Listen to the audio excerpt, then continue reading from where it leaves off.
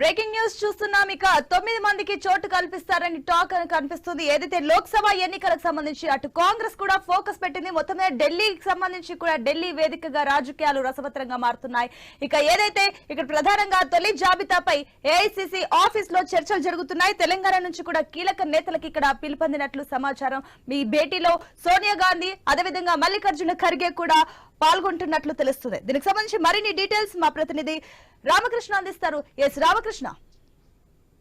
అయితే లోక్సభ 2024 లోక్సభ ఎన్నికలకు కాంగ్రెస్ అభ్యర్థుల జాబితాను సిద్ధం చేసింది. మరి అభ్యర్థుల జాబితా విషయంలో చాలా ఆశతూచి అడుగు వేస్తుంది. ఇప్పటికే బీజేపీ 195 మంది అభ్యర్థుల జాబితాను విడుదల చేయగా కాంగ్రెస్ పార్టీ కూడా దాదాపు 200 పైగా అభ్యర్థుల జాబితాను విడుదల చేయడానికి సిద్ధం చేసింది. ఈ రోజు 6 రాష్ట్రాలు కర్ణాటక, తెలంగాణ, హర్యానా, ఛత్తీస్గఢ్, ఢిల్లీ, ఇక కేరళ రాష్ట్రాలకు సంబంధించి అభ్యర్థుల జాబితాపై ప్రస్తుతానికి కాంగ్రెస్ ప్రధాన కార్యాలయం ఏఐసిసిలో చర్చలు జరుగుతున్నాయి.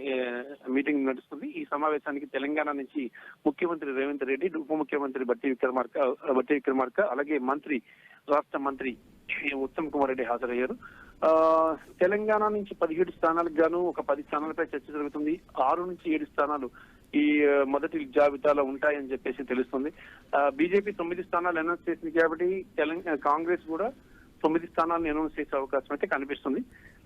ఈక్వల్ గా సేమ్ టు సేమ్ గా అనౌన్స్ చేసే అవకాశాలు అయితే కనిపిస్తున్నాయి. మరి ఈ రోజు మీటింగ్ తర్వాత రేపు ఈ అభ్యర్థుల జాబితాను తొలి జాబితాను కాంగ్రెస్ పార్టీ రిలీజ్ చేస్తారు. ఇప్పుడు రామకృష్ణ, ఏదైతే ఇప్పుడు కాంగ్రెస్ పార్టీ విడుదల చేసే ఈ తొలి జాబితాలో తెలంగాణ నుంచి ఏదైతే 9 మంది పేర్లు ప్రకటిస్తారని తెలుస్తుంది. ఈ 9 మంది ఎవరు? దీనికి సంబంధించిన డీటెయిల్స్.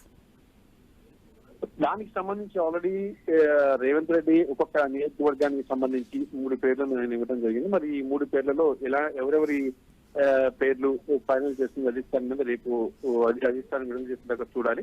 అయితే ఏంటంటే జహీరాబాద్, మహబూబ్ నగర్, చేవెళ్ల, నిజామాబాద్, భువనగిరి, ఇక సికింద్రాబాద్ స్థానాలకు అభ్యర్థులను ప్రకటించే అవకాశాలు కనిపిస్తున్నాయి. ఈ స్థానానికి సంబంధించి అభ్యర్థుల జాబితా ఆల్రెడీ హైకమాండ్ తో రేవంత్ చర్చిస్తున్నారు.